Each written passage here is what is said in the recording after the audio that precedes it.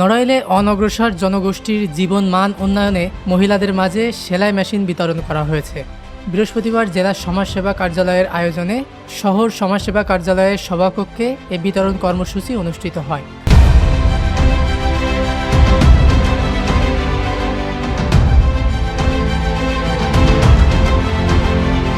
অনগ্রসর জনগোষ্ঠীর জীবন মান উন্নয়ন কর্মসূচির আওতায় ৩০ জন মহিলাকে ৪০ দিনব্যাপী সেলাই প্রশিক্ষণ শেষে তাদের প্রত্যেককে একটি করে সেলাই মেশিন ও সনদপত্র দেওয়া হয়।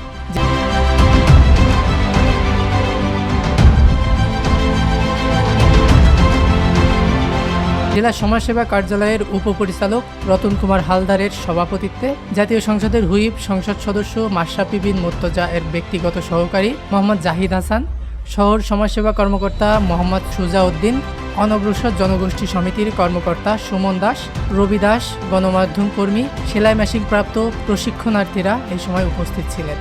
ডেস্ক নিউজ, দৈনিক রানার।